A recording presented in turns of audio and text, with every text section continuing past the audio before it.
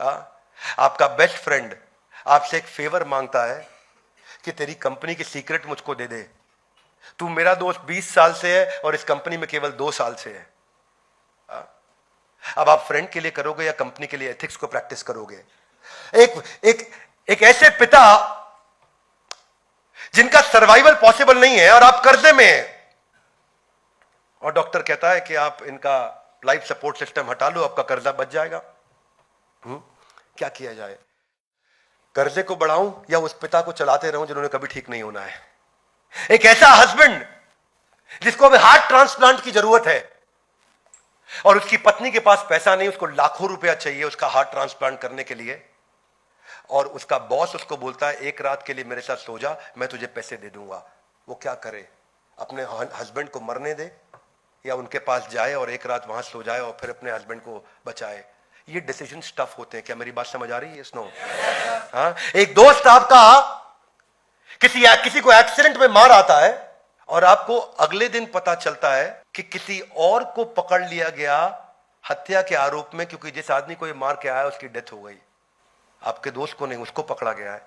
तो आप सच बोलोगे या रुक जाओगे? बहुत सारे कंडीशंस, ऐसी टफ सिचुएशन। आपके पिता हॉस्पिटलाइज्ड है, उनकी एक इंश्योरेंस पॉलिसी है, इमेजिन करिए, और पिता ठीक नहीं हो रहे हैं, रिकवर नहीं कर रहे, रिकवर करना मुश्किल हो रहा है, पर उनकी एक 10 करोड़ की पॉलिसी है जो आज रात 12 बजे के बाद लैप्स कर जाएगी। लाइफ इंश्योरेंस पॉलिसी है। आज रात 12 बजे से पहले वो मर गए तो 10 करोड़ आपको मिल जाएंगे। आप अपना करियर बचा सकते हो, या आप उनको बचाने में लग गए और रात को 12 पार कर गया तो वो 10 करोड़ हाथ से निकल गए। अब क्या करोगे? 10 करोड़ लोगे या पिता को बचाओगे? अर्जुन की सिचुएशन इजी नहीं थी, पर ये सब डिसीजंस लेने के लिए भगवत गीता में सिखाया गया है कि वैल्यूज जब सामने होना आपके क्लियर तो डिसीजन लेना इजी है, और जब वैल्यूज नहीं है, वैल्यूएबल्स आपके सामने हो तो डिसीजन लेना मुश्किल है। क्या मेरी बात समझ आ रही है? पहले ईमानदारी, बाद में दुकानदारी। जब भगवत गीता पढ़ लेगा व्यक्ति तो उसको कोई हरा नहीं सकता दुनिया में। मोरालिटी स्ट्रैटेजी नहीं है, इंटेग्रिटी सिचुएशनल नहीं है कि मैं ईमानदारी को सिचुएशन के हिसाब से यूज करूं, स्ट्रैटेजी के हिसाब से यूज करूं, अपने फायदे के लिए ईमानदारी का इस्तेमाल करूं। It is better to deserve an honour and not receive it rather than receiving the badge of honour without deserving it.